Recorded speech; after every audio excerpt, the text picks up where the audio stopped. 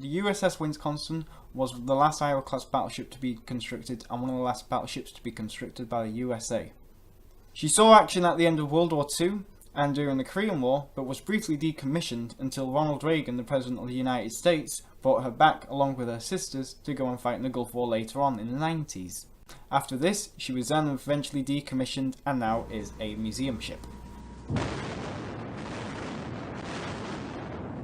Yo, what's up my homies, this is Gangsta with a brand new video, and today is the next issue in the Ships of War collection. Yes, it is the last of the Iowa class battleships, the USS Wisconsin. Yes, fortunately we got a slight problem with the ship.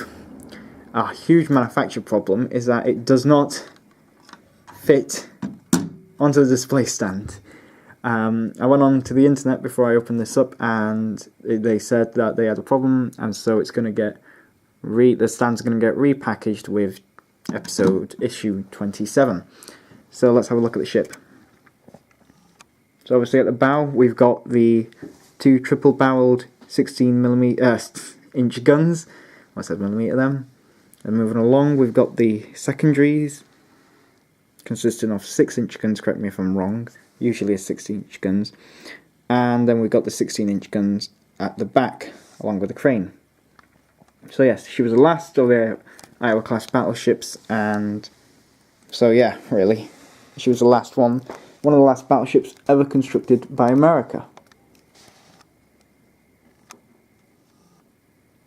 Very nice ship.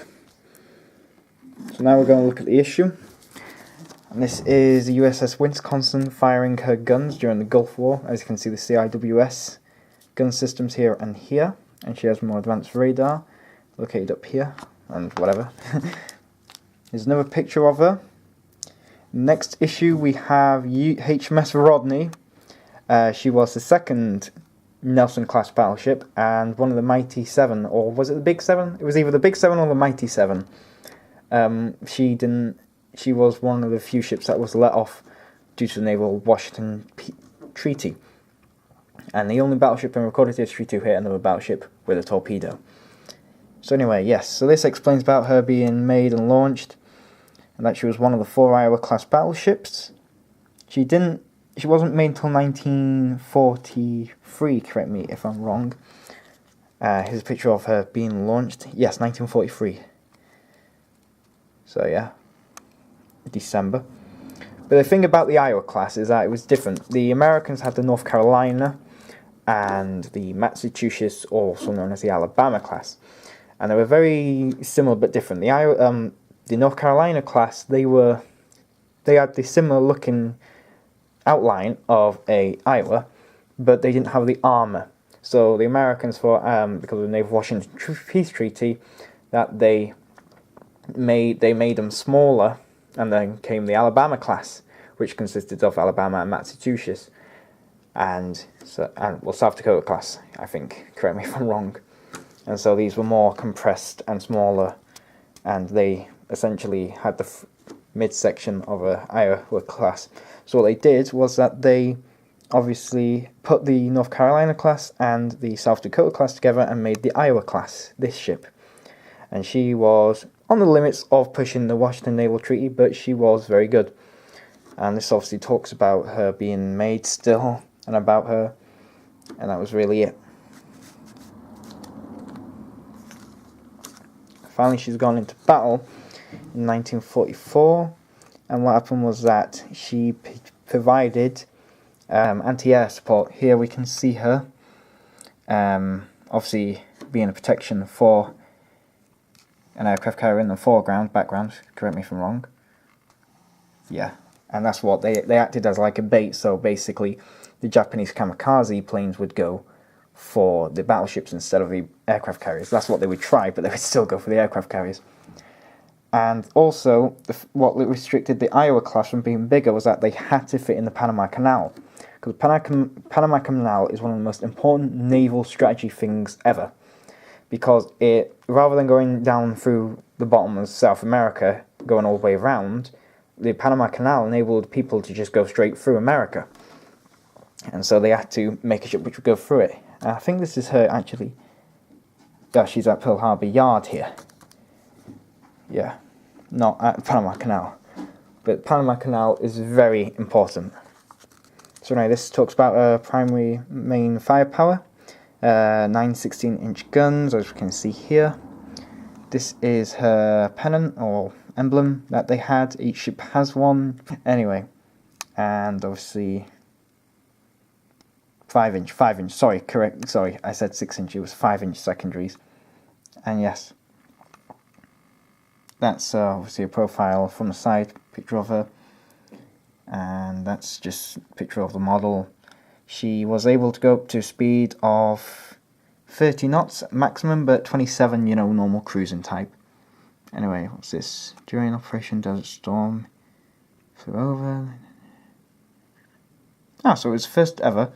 She had a drone on her, and it was the first ever instance of a surrender to an unmanned aircraft. Basically, obviously, she went and just bombarded the hell out of some Iraqis because of Saddam Hussein, and yeah, and they surrendered, some of them. So yeah, and then after, obviously, World War II finished, and she did pound some factories in World War II, but then she went off to Korea to go and pound some more factories there, and she did shore bombardment, wiping out bunkers, etc., because that's what the Americans used them for. Because the Koreans didn't really have ships, so they didn't really engage ships. And here she is in convoy with USS Buck and USS St. Paul.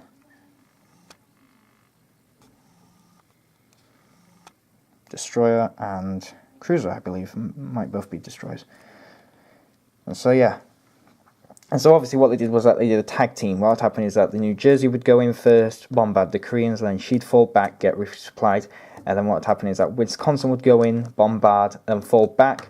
And then Missouri would go in, bombard, and it would be that.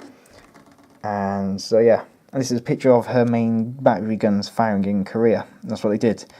She did actually wipe out a train full of troops because the tunnel collapsed in front of them. So she was able to just literally boom, boom, boom, shoot them like fish in a barrel. And that helped with the war. And during the training period, in 1956, she collided with the destroyer USS Eaton. Oh my god, look at that bow, it's absolutely ripped. And she had a bow broken, but the destroyer had her keel broken. And that's like a spine, Jesus Christ. Like, the keel is like one of the most important part of a ship. Because if that breaks, then, it ain't seaworthy, really. And so, yeah. So what happened was that she had to be cannibalized, but not her, but her planned sister ship, Kentucky. And so what happened was that she got cancelled, and obviously, the bow was used to replace this one. And then what happened was that obviously she was decommissioned in the 50s, before eventually in the 1980s, when obviously the Cold War was in full swing, and what happened was that Ronald Reagan said, we need 600 ships. So what happened was that... obviously he called them back and recommissioned them, and he equipped them with all this fancy stuff. He equipped her with Tomahawk missiles, with CIWS systems, as we can see here. And here, she had fancier radar, so everything, and she even had a helipad at the back, because they had helicopters back then. And so, yeah. And obviously after that, she obviously got reinstated. She took part in Desert Shield, during the Iraqi to take out Saddam Hussein because he was invading Saudi Arabia.